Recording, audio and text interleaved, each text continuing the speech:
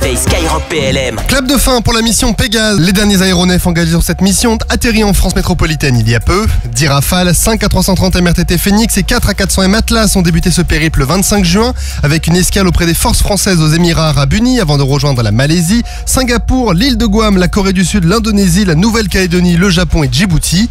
L'objectif de cette mission était de démontrer la crédibilité, la fiabilité et la capacité à opérer loin de la métropole, selon les mots du général Marc Lebouil, chef de la mission.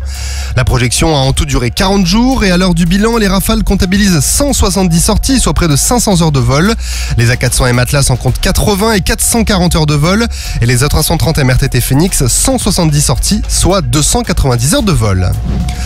Fin de mission également pour la frégate Surcouf. Pendant 2 mois et demi, le bâtiment de la Marine nationale a été déployé pour patrouiller dans l'océan Indien avec un détachement d'hélicoptères de la 36F et un détachement du commando Pontchardier. Cette mission a conduit le Surcouf du golfe arabo-persique aux confins du golfe du Bengale. Durant ces patrouilles, la frégate a saisi sur opportunité plus de 2 tonnes de drogue. Le Surcouf a aussi participé à la première édition d'un exercice entre les forces armées indiennes, émiriennes et françaises dans le golfe d'Oman. Pour l'occasion, 2 rafales de l'escadron de chasse 1-7 Provence basé sur la base aérienne 104 y ont participé.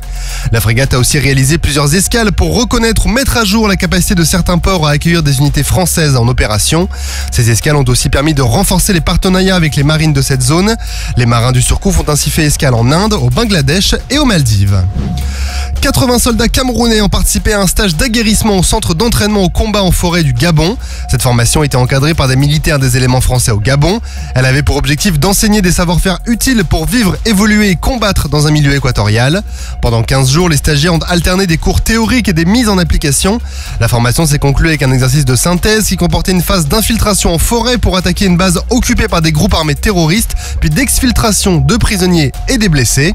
À l'issue de cette formation, tous les participants camerounais ont reçu l'insigne aguerrissement échelon or, symbole de l'excellent niveau de cette unité. Un tel taux de réussite est un fait exceptionnel. Et une femme et son enfant ont été secourus par les forces aériennes de la gendarmerie nationale ouest au large de Ploua dans les Côtes d'Armor. Ils dérivaient depuis une demi-heure après être tombés d'un paddle. Un dispositif de sauvetage qui a mobilisé le CODIS 22, les sauveteurs en mer et le groupement 22 de gendarmerie nationale a été déployé pour leur venir en aide.